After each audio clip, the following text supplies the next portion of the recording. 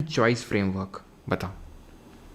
ऐसा नहीं लग रहा है कि मेरी चॉइस से वो डेटा लिया जाएगा? मैं ये नहीं बोल रहा हूँ, अगेन डिफिकल्ट क्वेश्चन है, बट फिर भी अगर मुझे अटेम्प्ट करना है तो किस तरह से कर सकता हूँ कि मेरी चॉइस से ही डेटा लिया जा सकता है? नोटिस दिया जाएगा और मेरी चॉइस सेलेक्ट करी, मुझे ऑप्शन दिया जाएगा, उस फ्रेमवर्क के तहत लिया जाएगा। डेटा लोकलाइजेशन का तो मतलब ये हो गया, डेटा स्टोर किया जाएगा एक लोकलाइज्ड सिस्टम। हम ये पढ़ते हैं कि डीपीएसपी ऐड हुई हैं 42nd अमेंडमेंट से। कितनी ऐड हुई है जरा बताओ?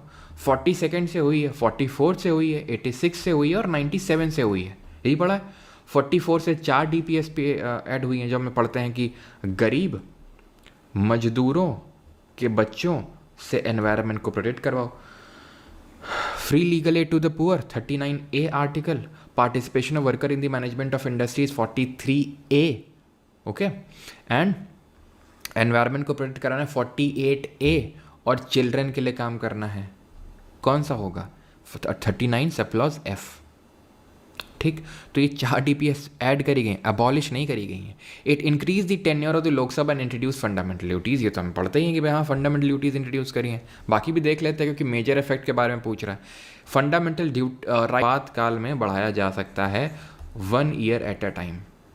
1 year at a time parliament से अप्रूवल लेके 1 साल, एक बार में 1 साल के लिए बढ़ाया जा सकता है, इनडेफिनिट पीरियड तक के लिए, यानी कि कोई समय वो सीमा नहीं है इसमें। अगर इमरजेंसी लगी है और आप पार्लियामेंट का अप्रूवल ले रहे हो तो आप लोकसभा को, और लोकसभा की जो टेन्योर है, जैसे 5 साल पूरे हो चुके हैं, तो आप उसको बढ़ा सकते हो, बार बार बढ़ा सकते हो, बशर्ते इमरजेंसी लगी होनी चाहिए और आप पार्लियामेंट से अप्रूवल ले रहे हो।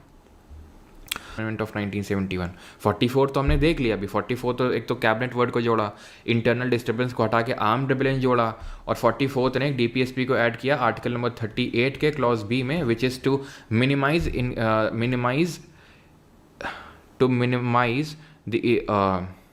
The inequality in income status facility and opportunity. 86 ने आर्टिकल नंबर 45 का सब्जेक्ट मैटर चेंज किया, अर्ली चाइल्डहुड केयर डाला, और जो इसमें पहले कंटेंट था वो आर्टिकल नंबर 21A में शिफ्ट कर दिया, राइट टू प्राइमरी एजुकेशन। 97 सबको पता है, article 43B formation of cooperative societies. 24th amendment ने क्या किया, प्रेसिडेंट को ये बाउंडेशन दे दी कि भाई प्रेसिडेंट, अब तुम जो कॉन्स्टिट्यूशनल अमेंडमेंट बिल है उसमें जो तुम्हारी एसेंट है वो मैंडेटरी है, यानी कि कोई वीटो पावर नहीं काम कर सकती है तुम्हारी अगर कॉन्स्टिट्यूशनल अमेंडमेंट बिल आया तुम्हारे पास तो, यानी कि तुम्हें अपनी सहमति देनी ही पड़ेगी। कर रहे हो वीडियो या कोई डेटा या फैक्ट दिया हो, शक हमें तब करना है। ठीक, the scope of summary trials has been limited to only serious offences under the new law, यानी इसको लिमिट कर दिया गया सिर्फ स्कोप ऑफ समरी ट्रायल्स। जो समरी ट्रायल्स हैं वो सिर्फ सीरियस अगर कोई क्राइम किया गया तो ही हो सकता है, उसके लिए बाकी के लिए नहीं हो सकता है। भाई ये नया है, भारतीय न्याय संहिता है, BNS। ठीक है, चीज़ें और बढ़ाई जाती हैं, जैसे कि पहले इस चीज़ के लिए क्राइम नहीं था, अब है ना, चीज़ों को और उसको बढ़ाया जाता है। एक्सट्रीम कीवर्ड है, सिर्फ वहीं तक लिमिट कर दिया गया है, यानी कि सीरियस ऑफेंस। अब तुम खुद सोचो ये एक तरह का वैसा नहीं हो गया कि कौन सीरियस ऑफेंस है कौन नहीं, थोड़ा सा कॉम्प्लिकेटेड नहीं हो गया कि ये सीरियस नहीं है ये नहीं है, तो उस तक लिमिट कैसे हो सकता है वो? भाई कौन डिसाइड करेगा कि ये ऑफेंस सीरियस है कि नहीं है? तो फिर उस तक लिमिट क्यों किया जाएगा? एक्सट्रीम कीवर्ड है, ओनली सीरियस ऑफेंसेस, और ये गलत भी है।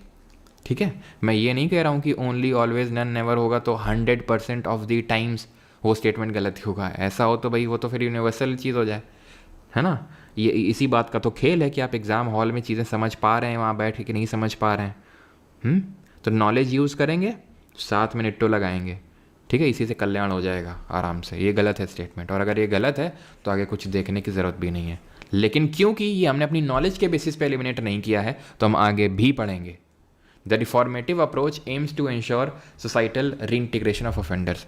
अगर कोई ऐसा स्टूडेंट है ना यहाँ पे जिसने अभी पिछले 2 दिन क्लास लेने के बावजूद इस स्टेटमेंट पे शक किया है, तो बेटा शादी मत करना तुम बड़े शक वाले आदमी निकलोगे।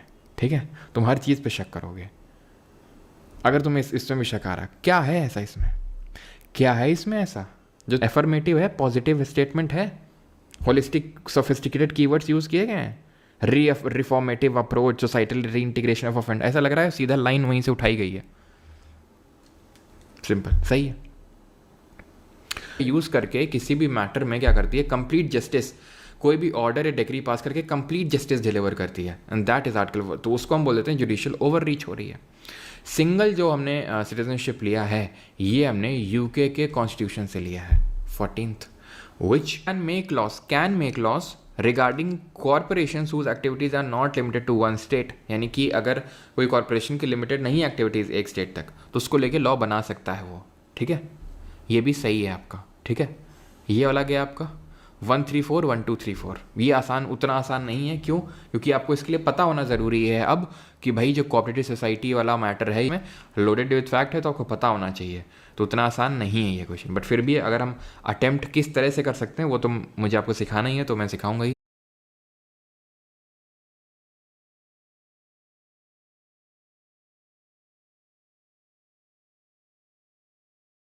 इस लेवल का मैंने आपको पढ़ा दिया है, इनफ है वो।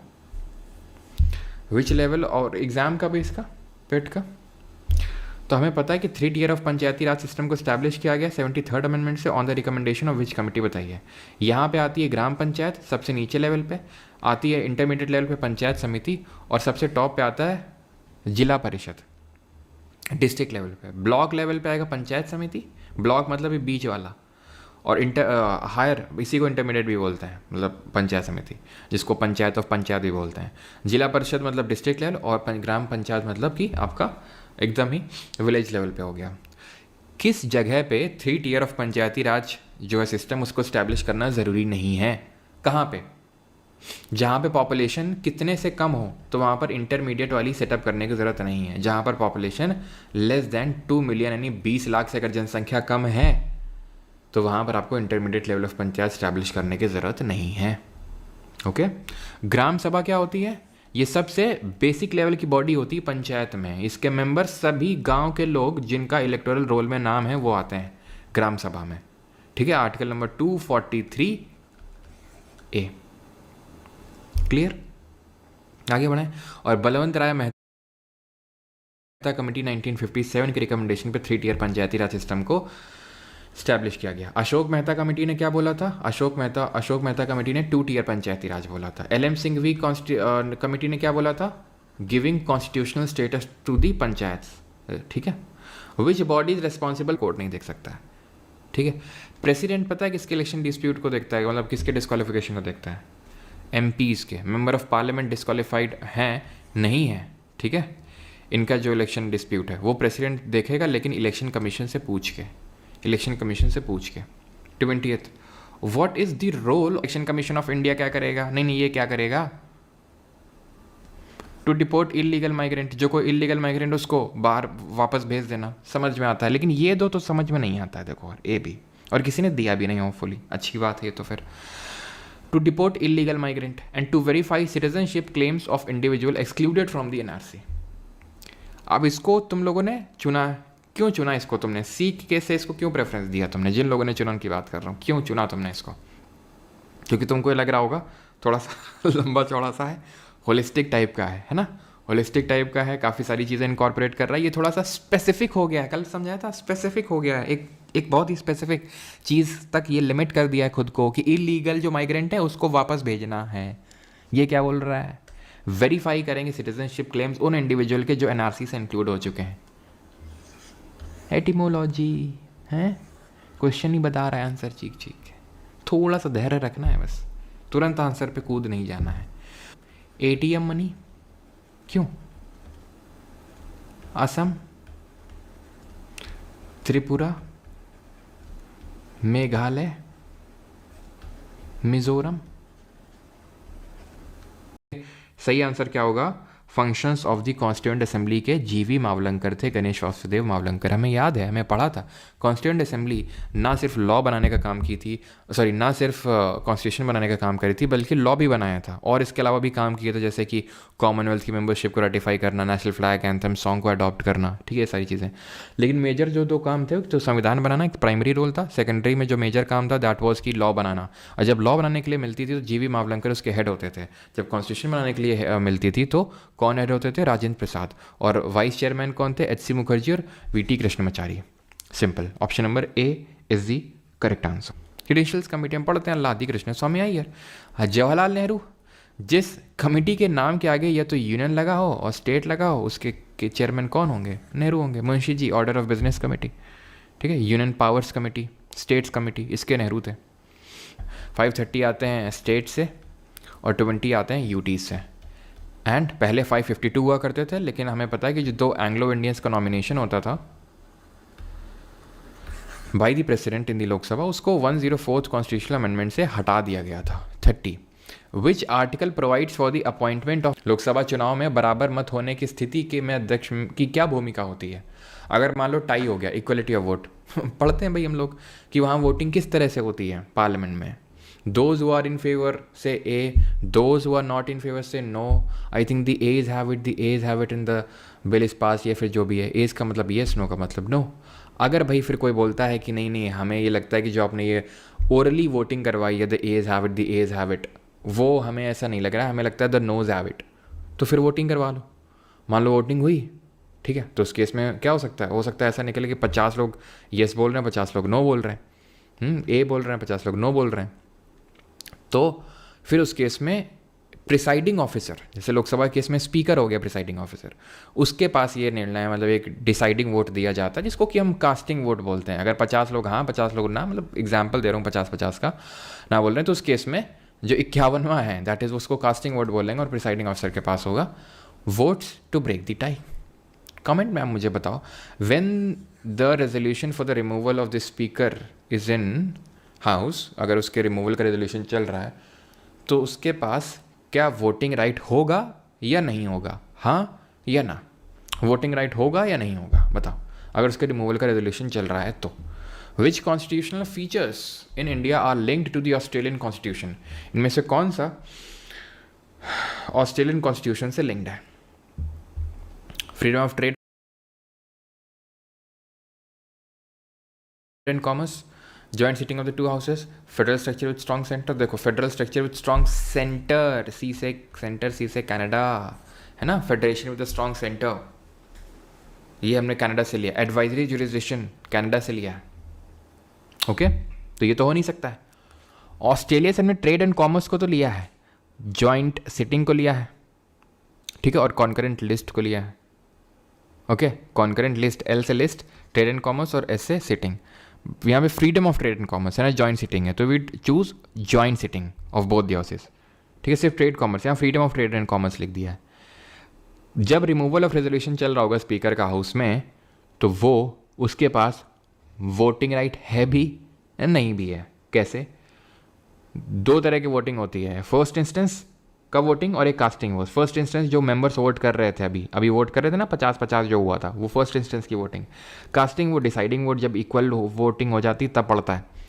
तो अब क्योंकि वो स्पीकर की गद्दी में बैठा नहीं होगा, क्योंकि उसके रिमूवल का चल रहा है रेजोल्यूशन, तो उसके पास कास्टिंग वोट नहीं होगा, लेकिन वोटिंग एट फर्स्ट इंस्टेंस होगा, ओके। जॉइंट सिटिंग की थोड़ी सी चर्चा कर लेते हैं, किस आर्टिकल के तहत है? It is provided under which article of the constitution, ठीक है। प्रिसाइड कौन करता है? समन कौन करता है? बुलाता कौन है? आज तक कितनी बार हुई है? नंबर ऑफ टाइम्स, ठीक है। आर्टिकल आपको बताना है, स्टेट लेजिस्लेचर में कौन सा आर्टिकल है। जैसे आर्टिकल नंबर 108 तो है, लेकिन ये पार्लियामेंट में है, सेंटर में, स्टेट में मैं पूछ रहा हूँ।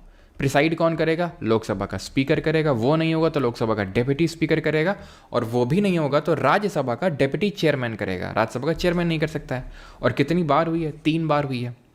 पोटा पास करने के लिए prevention of terrorism act, dowry prohibition bill और banking services commission bill.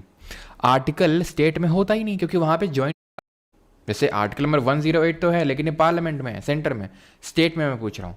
Preside कौन करेगा? लोकसभा का स्पीकर करेगा, वो नहीं होगा तो लोकसभा का डेप्यूटी स्पीकर करेगा, और वो भी नहीं होगा तो राज्यसभा का डेप्यूटी चेयरमैन करेगा। राज्यसभा का चेयरमैन नहीं कर सकता है। और कितनी बार हुई है? 3 बार हुई है। पोटा पास करने के लिए prevention of terrorism act, dowry prohibition bill और banking services commission bill. Article state में होता ही नहीं, क्योंकि वहाँ पे जॉइंट सिटिंग होती ही नहीं है। There is no provision for the joint sitting in the case of state legislature joints. तो जो नेशनल प्रोडक्टिविटी काउंसिल है, किस मिनिस्ट्री के तहत आता है? थोड़ा सा डिफिकल्ट है, मान सकता हूँ, लेकिन एग्रीकल्चर तो नहीं होगा, ठीक है। इसका आंसर होगा commerce and industry, option number B. थोड़ा सा डिफिकल्ट मान सकता हूँ, क्योंकि एलिमिनेशन के चांस थोड़े से कम थे। Which article deals with the extent of executive power of union? कौन सा आर्टिकल होगा extent of executive? There shall be a president of India.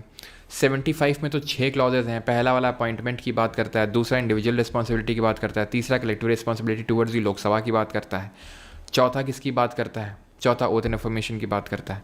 पाँचवा किसकी बात करता है, जल्दी से बताइए। पाँचवा बोलता है कि 6 महीने तक आप बिना किसी हाउस का मेंबर हुए भी मिनिस्टर रह सकते हैं, लेकिन 6 महीने के अंदर आपको मेंबरशिप लेनी पड़ेगी। छठा, ये लोग अपनी सैलरी डिसाइड करते हैं, यानी salary decided by the parliament only. तो 6 एक्सटेंट ऑफ एग्जीक्यूटिव पावर तो कहीं नहीं है।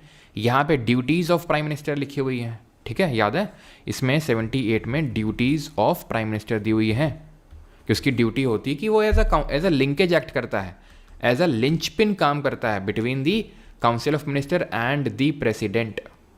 आर्टिकल डाला था ठीक है, अगले दिन ही क्वेश्चन आ गया था, मतलब डाला था रात को, अगले दिन इस पर क्वेश्चन आ गया था।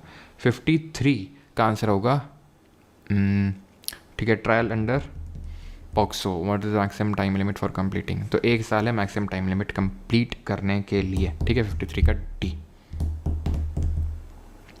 विच भाई बिल पास कर दिए सारे, एक तो ठीक है, एक को छोड़ो 10 बिल पास कर दिए और बोला अभी गवर्नर को कि टाइम लिमिट है 1 महीने और 3 महीने का टाइम लिमिट है, आपको रिस्पॉन्ड करना पड़ेगा। आप ऐसे शांति से नीतीश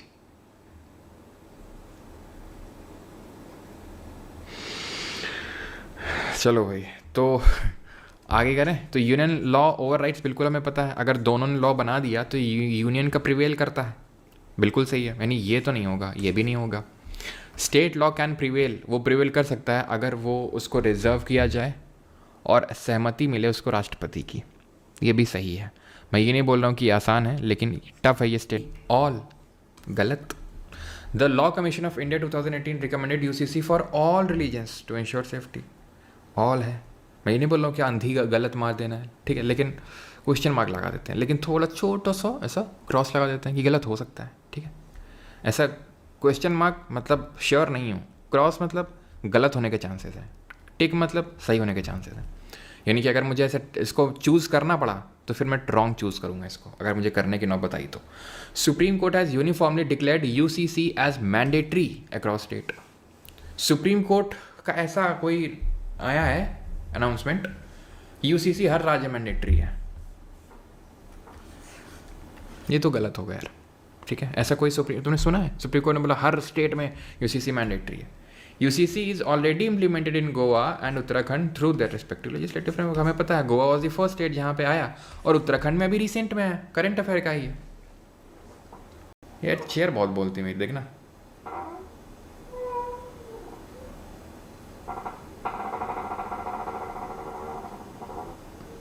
कोई सोल्यूशन है इसका?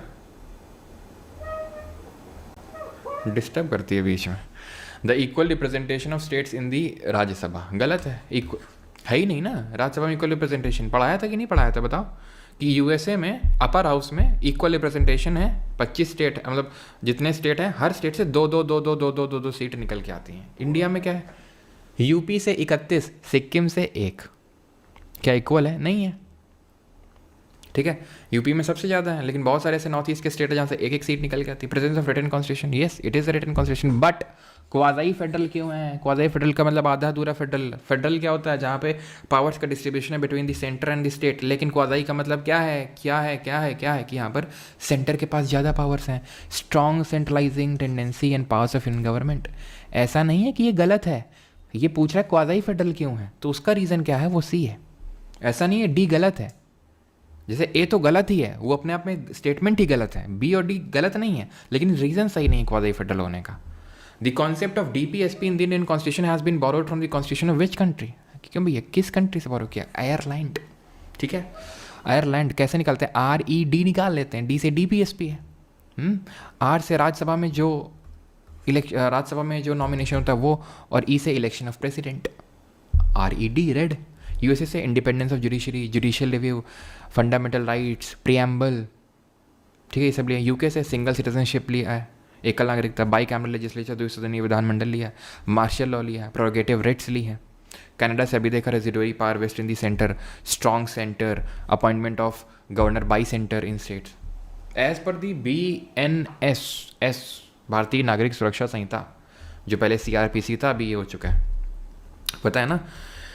इंडियन पिनल कोड भारतीय न्याय संहिता हो चुका है, क्रिमिनल प्रोसीजर कोड भारतीय नागरिक सुरक्षा संहिता, और आपका जो इंडियन एविडेंस एक्ट है वो भारतीय साक्ष्य अधिनियम हो चुका है। तो which of the following best defines electronic communication? Electronic communication कौन सही से डिस्क्राइब करता है, बताओ। Any information transmitted using electronic devices like phones और कंप्यूटर्स। ओनली वीडियो कॉल, सिर्फ वीडियो कॉल ही आएगा। वीडियो कॉल, अच्छा वीडियो कॉल ही, लगता है ज़्यादा वीडियो कॉल कर लिया है। टेलीफोनिक कॉन्वर्सेशंस रिकॉर्डेड मैनुअली, जो मैनुअली रिकॉर्ड किए गए हैं वही। Verbal messages sent through written documents only, सिर्फ वर्बल डॉक्यूमेंट्स ही आएंगे। दो तो हो गया एलिमिनेट। सर ये भी देखो, ये भी एक्सट्रीम कीवर्ड है, बिल्कुल मैं मानता हूँ। Any information transmitted using electronic, लेकिन ये सही है। हो सकता है आपको AC में डाउट है, BD तो आपने एलिमिनेट कर दिया होगा, लेकिन A वाला यहाँ पे सही होगा। किसी भी तरह की इन्फॉर्मेशन अगर इलेक्ट्रॉनिक डिवाइस से करी गई है तो इलेक्ट्रॉनिक कम्युनिकेशन में काम आएगी। मतलब ये है कि वो वीडियो कॉल हो सकता है, वो टेक्स्ट हो सकता है, वो ऑडियो कॉल हो सकता है, ठीक है। Any information which of the following reflect the constitutional dilemma in implementing the uniform civil code? कौन सा डिलेमा को रिप्रेजेंट कर रहा है UCC? As discussed in debates surrounding article 44 और आर्टिकल 25। होता क्या है कि जब भी UCC की डिबेट छिड़ती है, आर्टिकल 44 में हमें पता है दिया हुआ है UCC, तो आर्टिकल 25 तुरंत आ जाता है लड़ने के लिए, यानी आर्टिकल 25 कोड करते हैं। क्यों? UCC यूनिफॉर्म सिविल कोड, सबके लिए सेम तरह के कानून है। जैसे मैं हिंदू हूँ, मुस्लिम हूँ, सिख हूँ, सबके लिए एक तरह का कानून। मुस्लिमों में शरिया चलता है, हिंदू में हिंदू जो कोड एक्ट है वो चलता है, कुछ नहीं, सबके लिए एक ही होगा, ठीक है। ऐसा नहीं कि मुस्लिमों में ट्रिपल तलाक है, तलाक हो गया, लेकिन हिंदुओं में कुछ और चलता है, नहीं, एक तरह का सब का लागू होगा। शेरा बानो ने यही बोला था, ठीक है, कि हिंदुओं में ऐसा होता है और हमारे में ऐसा क्यों नहीं होता। जैसे हिंदुओं में होता है कि भाई एलिमनी, यानी कि डिवोर्स हो गया तो एलिमनी आपको देते रहना है जीवन भर। यहाँ पे क्या है, कुछ टाइम तक आपको देना है और बस खत्म, 3 महीने तक देना और उसके बाद खत्म। तो ऐसा ये तो ये नहीं, तो फिर उससे होता क्या? 25 क्या है? रिलीजियस फ्रीडम, ठीक है। अब मेरे धर्म में जो लिखा हुआ है मैं वैसे करूँगा, तो 25 क्या आ जाता है? रेस्क्यू में आ जाता है। तो बेस्ट रिफ्लेक्ट कौन सा स्टेटमेंट कर रहा है कॉन्स्टिट्यूशनल डिलेमा को इन इम्प्लीमेंटिंग UCC? जो डिबेट्स होती हैं, UCC allows gender based personal law systems to remain untouched under article 14। UCC enforces cooperative federalism. भाई फेडरलिज्म का लेना देना यहाँ कहाँ से आ गया? UCC में कहाँ से आ गया कोऑपरेटिव फेडरलिज्म का लेना देना? UCC operationalizes the secular ethos by completely eliminating all religious laws. सारे धार्मिक नियमों को कंप्लीटली एलिमिनेट कर रहा है। एक्सट्रीम कीवर्ड है कि नहीं है? है कि नहीं है? कंप्लीटली एलिमिनेट कर रहा है सारे रिलीजियस लॉज को। UCC aligns with article 44 but may be scene, may, might, could, कैसे होते हैं? जनरलिस्टिक कीवर्ड्स होते हैं, ये सही होते हैं जो जिन भी स्टेटमेंट में ये होते हैं, जिन भी ऑप्शन में होते हैं। UCC aligns with 44 but may be seen to infringe upon religious freedom, and वही तो अभी डिस्क्राइब किया है। रिलेट भी तो कर सकते हो 44 और 25 से, क्यों? क्वेश्चन से रिलेट भी तो कर सकते हो 44 25। यहाँ 14 कहाँ गया बीच में? ये कुर्सी बहुत बोल रही है यार, देखो कुछ तो करना पड़ेगा इसका। The system of federalism in India divides power between. Bharat में संघवाद की प्रणाली को जोड़ा गया है और इसमें date of adoption of constitution भी मेंशन्ड है। वो क्या है? Date of adoption of constitution. Preamble is a part of constitution and it can be amended. ऐसा किस केस में बोला गया था? केशवानंद भारती केस में। It is not a part of constitution and cannot be amended, ये किस में बोला गया था? ये बोला गया था बेरूबारी यूनियन केस ऑफ 1960 में, 1960 में। लेकिन 1 सेकंड रुको,